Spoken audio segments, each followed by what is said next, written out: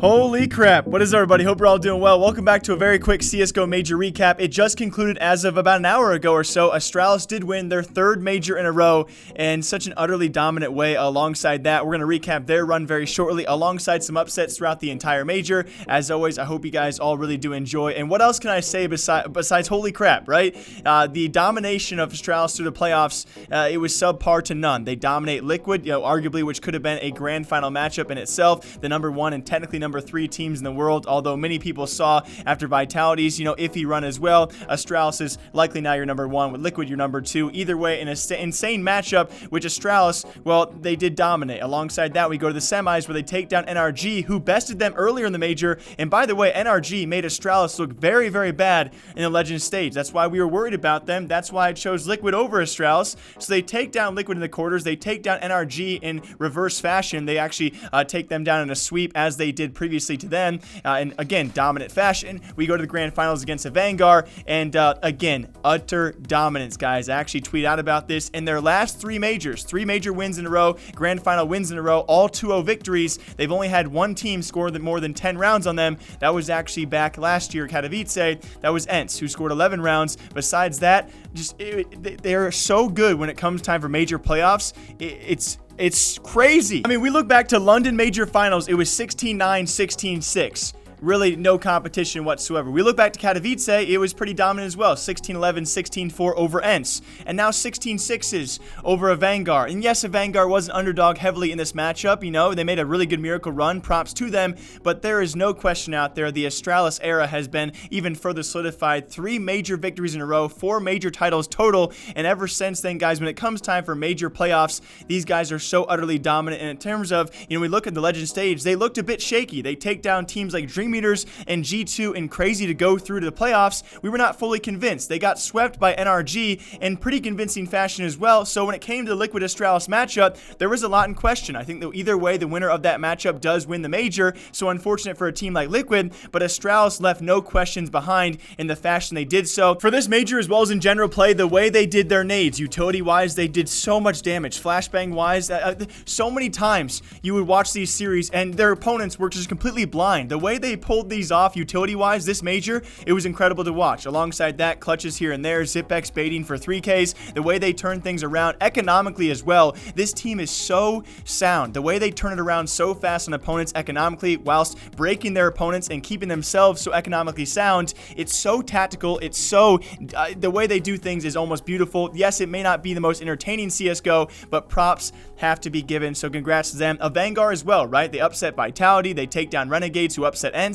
They also made a very good run, one of the best runs we will ever see for CIS, besides Gambit winning their Major, and they could be the new dominant CIS team. Do not fall short, guys. Do not keep that short in your mind. Keep that to the front of the head, because Avangar, we got some crazy things coming out, right? Zeus possibly retiring, or at least some Na'Vi changes coming. We got Quickert coming on HLTV and saying, hey, I'm so glad I didn't join Na'Vi. This could be the new CIS, dominant team out there. This could be the end of Na'Vi, and we could see a brand new name taking over our minds when we think of CIS. Now, it's obviously not confirmed, not going to be fully down that train, but this is a very good step in the right direction for a team like Avangar, who certainly surprised a lot of people, showing up in a grand final for this Major. Now, with that though, we got to recap all the way back some of our biggest surprises. You guys can leave your thoughts down below. What surprised you the most about the entire Major, right? This is 3 weeks of content. So much did happen. And also, please do stay tuned. If you guys want roster rumors, roster trades, roster announcements, I break that down nearly every day here on the channel. And there are so many things currently happening. I'll announce tomorrow.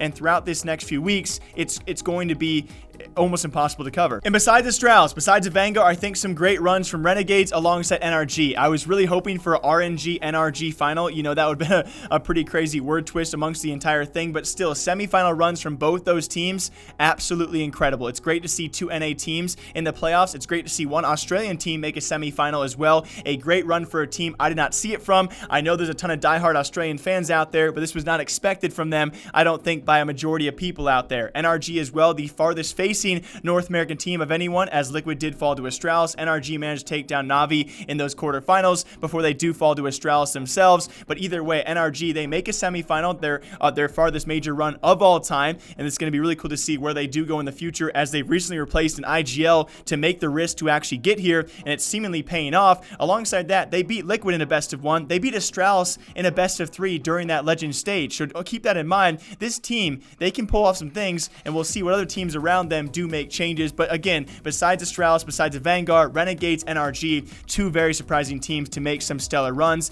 And it's got to be shout out as well, although they did fall in the quarterfinals. You know, with Alexi B out the door, he still showed up stellarly. I don't think that quarterfinal matchup was exactly what we expected, as they fall to Renegades, but still a great run out of them. Vitality, I think a bit disappointed as well, as our number 1 and number 2 teams, Liquid and Vitality, do fall in the quarterfinals. Either way though, based off their past major, they have made improvements, and they're also making roster changes, which we'll talk about tomorrow. It's incredible to see a team like Vitality, who is so good throughout the past 4 to 6 months, and they too are making changes, which again we'll talk about later on. But let's stretch it back as well, all the way back to the first stage, guys, the challenger stage of what we did see. Still some huge upsets, some teams going 1-3, Furia going 1-3. They could face some potential roster changes, and that was certainly a big upset, as they will go back to our minor. Alongside them, Complexity, they go 1-3. Their changes are coming very soon as well. HR, they go 1-3. They're making roster changes because they've benched their entire roster. And as you guys can see, I'm kind of running out of breath out here, but I want to recap as many teams as possible to give you guys some brief points. And again, you guys can leave your comments down below what you think. What was a big surprise? What was a big upset? What team are you proud of, disappointed in?